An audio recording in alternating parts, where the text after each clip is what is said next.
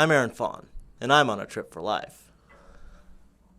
I believe our future depends powerfully on how well we understand this cosmos, in which we float like a mote of dust in the morning sky. Today I'm here in Greensburg, Kansas, a place that up until 2007 really only had two calls to fame. It had the world's largest hand-dug well, and had a few meteoric finds in the area.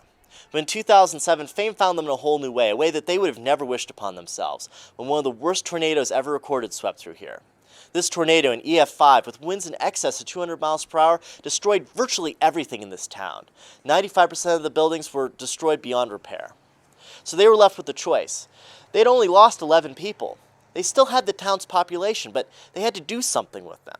How are they going to rebuild this town? They could have rebuilt it the old-fashioned way, and perhaps they would have been able to do that cheaper, but it wouldn't have really been ready for the future.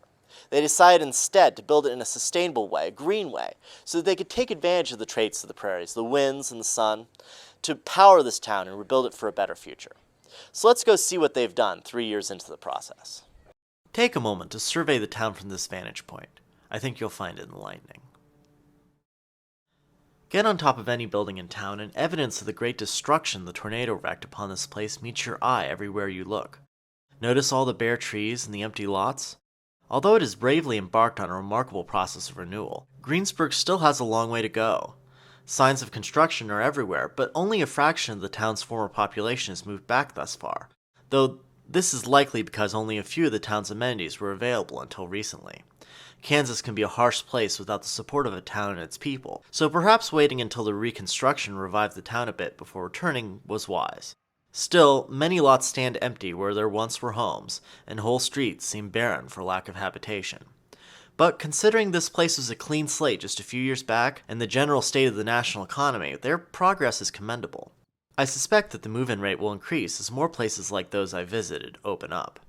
For instance, one of the new green buildings in town is the 547 Arts Center. It was, in fact, the first LEED Platinum building in Kansas, and has many interesting sustainability and survivability features to help it serve the community as an art gallery and communal space for social events. And, unsurprisingly, its basement is a hardened bunker, and thus it also serves as a tornado shelter. One of their employees was on site the day I visited, and had a lot to say about the building. So I'm here at the 547 Arts Center, an innovative new green building here in Greensburg. So is there anything you'd like to say about the innovations in this building and how it can be resistant to the weather and the environment? This building was designed and built by KU architecture students, and it has a lot of green features that go with it. This is the first LEED Platinum building in Kansas, and we have 3 wind turbines outside and solar panels on the roof, both that generate electricity for the building, and a lot of other energy efficient features and recycled products that went into the construction. It's also a very strong building. We have a basement storm shelter, and this floor is all concrete, so it makes it a very safe place to go if we need to. All the insulation in the walls is recycled newspaper, and it's a very tight, well-insulated building. What is this building here to do? We are an art center and also a community place. We've had about 15 different art exhibits in our gallery. We have had art classes of all kinds for all ages.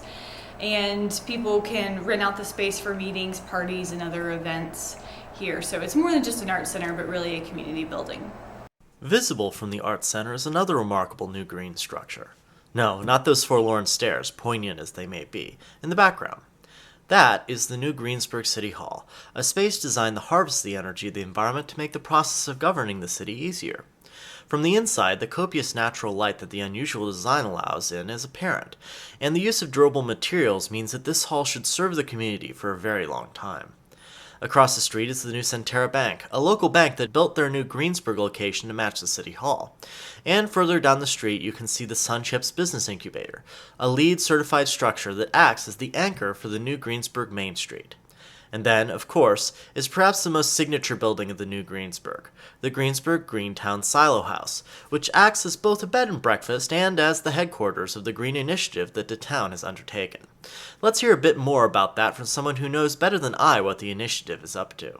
Greensburg Greentown is a nonprofit organization set up about a week after the tornado by Daniel Wallach and Catherine Hart, sort of as an educational outfit to help the community rebuild green.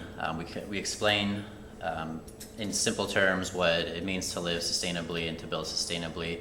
And since then, we've kind of incorporated a ecotourism industry in Greensburg. So we provide tours of the community to interested individuals and to media. And as part of that, we've created a project called the Chain of Eco Homes, and we hope to build up to 10 different eco homes in Greensburg that we rent out as bed and breakfast to give visitors, the experience of living in a sustainable home. The Silo Eco Home is the first of that. We opened up this year in May, and we are beginning construction of our second home this fall, and it's going to be right across the street, actually. I think you can see how the gears are turning to bring this town back to its former glory, although it's worth noting that the Silo House, much like Greensburg itself, is at the moment unfinished. The green roof has yet to be installed. But other features of the house include its high energy efficiency, due to thick, well-insulated walls and tightly sealed windows, and its use of solar power and heating for a lot of its needs. Now, not every house in Greensburg represents the latest in new technology, but every new structure has advantages over older ones as far as efficiency goes, and these people lost a lot in the events of 3 years back.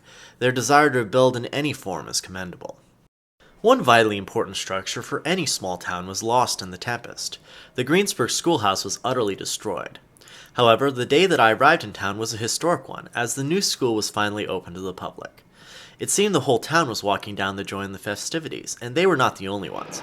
A number of DoD personnel, including a general, showed up for the grand opening by their usual form of transport. Given the size of the town, the crowd that showed up was both large and emotional. But let's go beyond the speeches. The facts of the school itself are quite notable. For one, the school serves students from kindergarten through high school, a concept that I like, although it might only really work in a small town. This allows for shared facilities like the gyms and cafeteria, which saves on building costs and energy. The bones of this building are very good, designed to survive high winds and let in as much light as possible to save on lighting costs. The gym is a perfect example of this. On opening day, no lights were on in the gymnasium, and despite the overcast conditions, there was plenty of light. In addition, the school is largely cooled by a large and highly efficient geothermal system, and power comes from both solar and wind installations. Most surfaces are wood-paneled, which adds greatly to the warmth of this welcoming structure, and it even features an innovative outdoor classroom, complete with a view of the windmill and doors to the structurally isolated kiln room for the art program.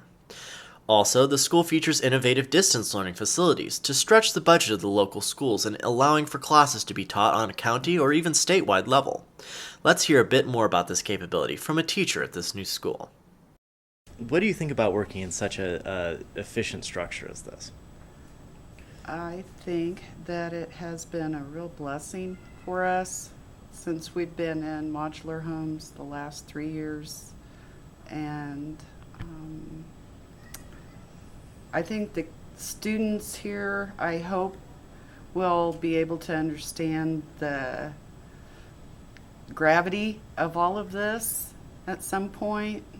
Now, I came from Hutchinson, and I went to the high school at Hutchinson High, and my class, I had 640 students alone in my class, and that high school is nothing, compared to what we have right here, right now.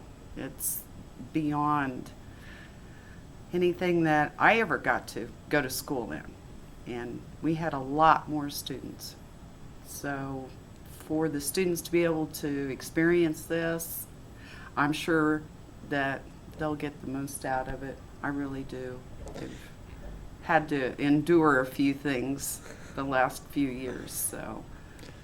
So tell me a little bit about the technology in this room and how you're going to be working with it and interacting with it. Well, we have the capability for the students to be able to learn courses that they wouldn't normally get to through what we call our A+ ITV network system. This is in the southwest area of Kansas. And we have, I don't know how many schools, maybe 7 or 8 different schools that we connect with and through. And we can have 3 schools together at one time.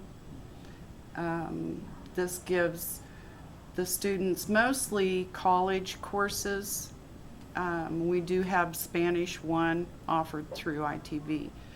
The rest of the courses are mainly college courses, and that way they can get their prereqs out of the way before they head off to community college or other colleges. The students seem to interact really well. It doesn't take them long to get used to the idea of talking to someone on TV. So they just really enjoy it, and they do well. It's not hard for them to learn. By the time you see this, classes will have started there, and I must say I'm a bit jealous. The school is gorgeous, and I can't help but think that this will aid in creating a good educational atmosphere. What I am not envious of is the trauma these children have gone through, but Greensburg seems to take it in stride. The playground even has its own twister for the children to play on. Wind is, after all, an ever-present fact on the Kansas prairie, and the people of Greensburg are probably well advised to rebuild with the wind in mind. Here in Greensburg, it might have seemed logical to see the wind as their enemy, but I think that they've done well to embrace it as their friend. This wind farm, to the south of town, is already producing more than enough energy to power the town entirely. But over time, they plan on expanding it until they're capable of powering most of the southwestern part of the state. And perhaps over time, Kansas can become the Saudi Arabia of the Plain States, producing all the power and energy that is needed by most of the United States. Because as long as the sun is rising and setting, the wind is going to blow in Kansas. That's pretty much a given. So, might as well use it, right? This is not to say that Greensburg is not rebuilding in defiance of those winds.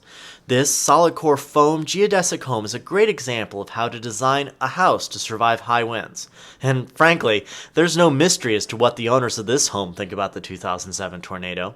And if the wind should knock you down, well, there's a brand new Kiowa County Memorial Hospital nearby, built to high environmental standards to both harvest the wind and the rains, utilizing both local prairie grasses and a dedicated bioswale to contain stormwater. Surviving the next disaster seems to be foremost in the minds of the people of Greensburg. Can you blame them? When the tornado swept through town on May 4, 2007, really only 2 structures survived intact. One was this antique shop behind me, which survived by sheer luck. Other structures around it of the same construction were utterly destroyed. And the other structure that survived was the grain silo on the edge of town. So when the winds of change blow through your life, the question that you need to ask yourself is, do you want to survive by luck, or do you want to survive by design? This building, with its solid concrete construction and its rounded surfaces, was able to survive even the strongest winds. And as a society, we have a choice to make before the winds of change start blowing far too strong to ever resist. And that is, we can choose to design for the future, or we can choose to rely upon luck by simply doing what we've always done. Well, you know what side I'm on, and I hope I know what side you're on as well. Because if we choose to go by luck alone, many people are going to die, and there's no way around that. But if we choose to build a better future, if we choose to build strong and deep, if we choose to utilize our environment in ways that are wise, then when the winds of change blow, we'll be able to stand strong. And you know what? Everything you know doesn't have to be blown to hell in order to build a better future, though it appears that it helps. The sky calls to us. If we do not destroy ourselves, we will one day venture to the stars.